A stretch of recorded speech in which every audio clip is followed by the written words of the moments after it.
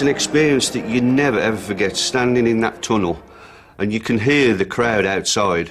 You look across and you think, well, I've only played a handful of games and these blokes have played for the country, you know, and you've got Rodney Marsh, Colin Bell, Dennis Law, Francis Lee. They're so relaxed. I mean, these guys have been here many, many times playing for England, you know, or other international teams. And this is our first time. And I felt really, really nervous at that period, at that time, you know.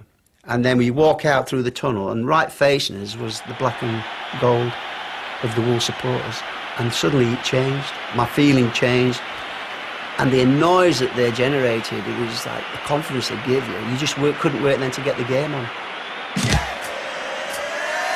So the League Cup final is underway. First pass, first tackle, first header. And, you know, you settle down. You forget about the crowd, although you can hear them, you know, but it's just, you settle into it quite early. Here comes the corner again, this time Hibbett with it. And Monroe gets there, and suddenly, oh, and he went off the post! It actually flicked off my head. It might have gone in if it hadn't hit my head, and I think what it gave us at that stage was the confidence that, we could do all right here. Now, what are they going to come up with this time? Marsh! Oh! Pushed away right at the very last by Pearce. It was one hell of a save, because that was in the top left-hand corner. What an afternoon for Gary Pearce. 6 months ago, a reserve with Huddersfield in the 3rd Division. Pearcey came out from nowhere and just pushed it over the back. I mean, it was wonderful. Brilliant. Absolute brilliant. I don't know what inspired him that day, but something did. Palmer. And now Sunderland.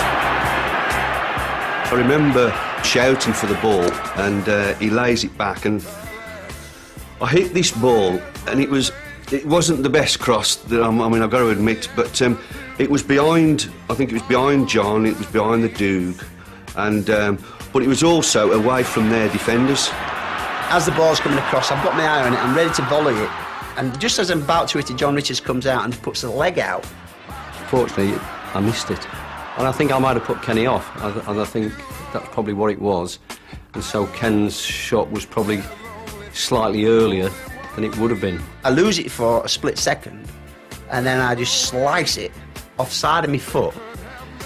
And it was the only way probably that I could have got it past Keith McRae, because he's gone for the power, but it's actually inside of my foot and just lobbed. Now is this the moment? Hibbett with a shot! Yes! Wolves going to the lead! And it's Kenny Hibbett who does it! That was probably the best feeling I've ever had in my life in football. An amazing feeling. My ambition from when I was 5, 6, 7 years of age had actually happened. I played in a cup final and scored. Wembley was, it was the place to play, it was the place to score. The whistle goes for half-time. It was probably a nice time to go ahead, just before half-time.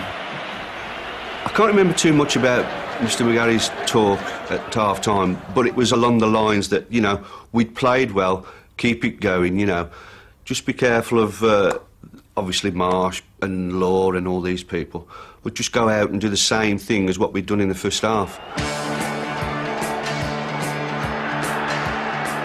I'm sure that Man City had had a few words said to them at half-time in terms of not improving in it, but, you've got to put the ball in the net. And it's this sort of pressure they've got to keep on Wolves now, in the hope that they can find that one vital breakthrough, and it might be coming now! I cleared it off the line. Gary was stranded, but that's what you're there for. Oh, indeed, just over! What an escape again for the Wolves! They had a couple of good chances in the second half. Their goal as well was a mistake by us, really. Wait this time for Rodney Marsh.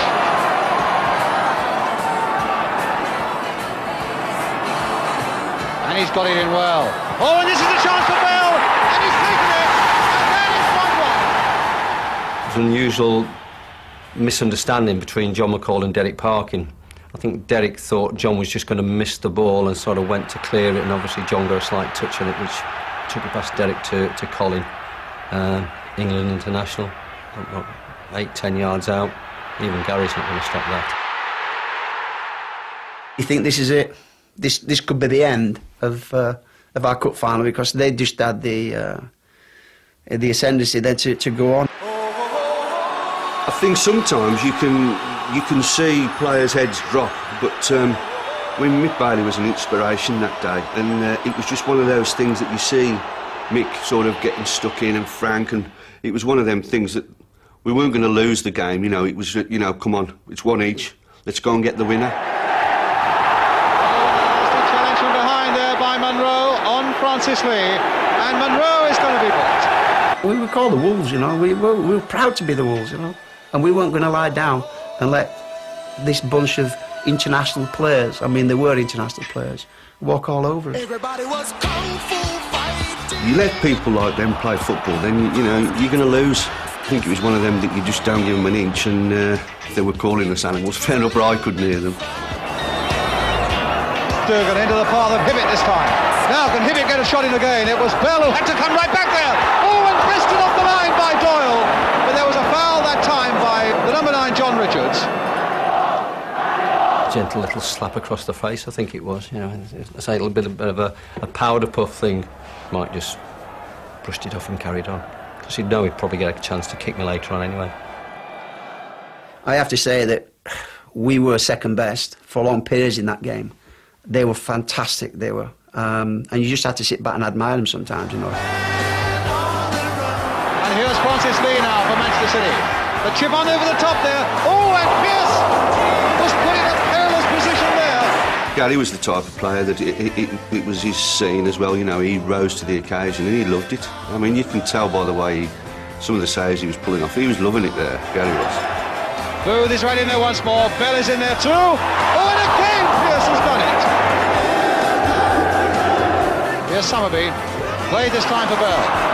Still with Bell. Oh, and he hit the crossbar.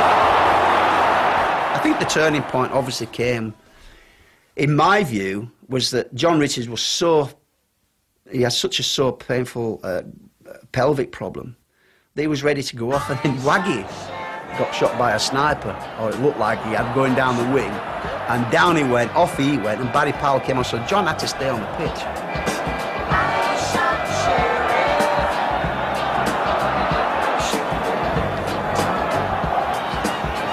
Monroe having it knocked off the top of his head there by Tommy Boo. Here's Bailey.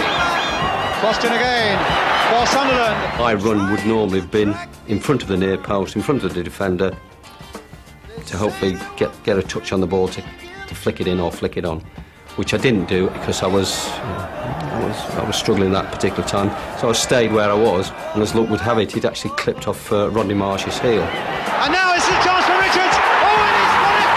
John Richards! 2-1 to Wolves. 6 minutes to go. Scoring at Wembley is every schoolboy's dream, and had been mine since I was 8 or 9 when I started playing football. I ran away in disbelief, and I think that was the most running I'd done for the previous 20 minutes, to be perfectly honest. The pain had disappeared. It was quite amazing. You knew that we'd got the cup. I felt that anyway, and it was just electric, and to see the black and gold shirts and scarves going, the noise was just unbelievable. But they still had a chance after that, I think.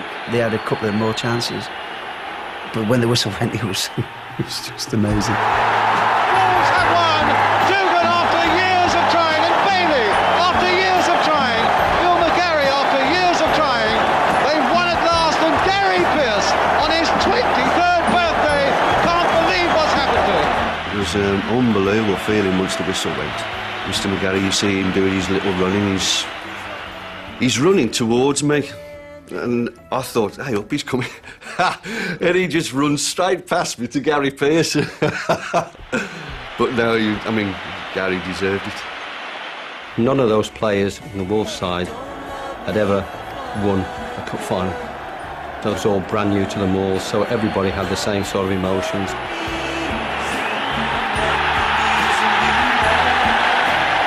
It was a special feeling.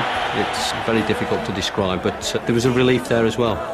There was a relief that it was over, and they couldn't take it away.